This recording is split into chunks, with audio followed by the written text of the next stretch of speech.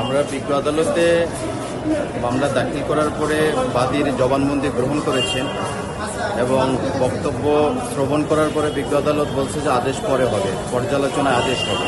আমরা অপেক্ষায় আছি আদেশের জন্য।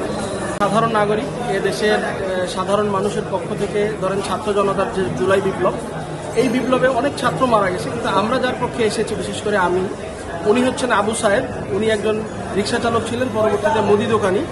উনি 19 তারিখ বিকেলবেলা মাথায় গুলি খেয়ে মারা যান বসিলা 40 ফিট রোডে। তো আমরা পরবর্তীতে খোঁজ নিয়ে জানতে পারি এই ফ্যামিলিটা খুবই অসহায়, তাদের বাড়িতে খাওয়ার চাল পর্যন্ত নাই এবং তাদের কৃষি ব্যাংকের একটা লোন আছে যেটা 1,30,000 টাকা, এবং তাদের এটা কোনোভাবেই পরিশোধ করা অথবা অন্য কোনো উপায় নেই। এবং পরিবারের সাথে কথাবার্তা বলে যেটা বুঝেছি যে তাদের ঢাকায় আসার মতো কোনো আর্থিক সচ্ছলতা এবং অবস্থা নেই। এরকম পরিপ্রেক্ষিতে এই হত্যার তো কোনো বিচার হওয়ার সুযোগ নেই, বিকজ কেউ এখানে বাদী হয়ে মামলা করছে না। তারপরে আমি বিবেকের তাড়নায় এই আবু সাহেবকে নিয়ে কোর্টে আসার সিদ্ধান্ত নিই এবং আজকে আমি শেখ হাসিনা, ওবায়দুল কাদের, তারপরে ডিএমপি কমিশনার, পুলিশের সাবেক আইজিপি, পুলিশের সাবেক ডিসি এবং ডিসি উত্তর, ডিসি দক্ষিণ, ডিসিডিবি, এদের বিপক্ষে হত্যা মামলা দায়ের করেছি কোর্টে। এটার জন্য আদেশ পেন্ডিং আছে। আমরা এই মুহূর্তে অপেক্ষা করছি। আদেশের পরে আমরা পরবর্তী সিদ্ধান্ত নেব।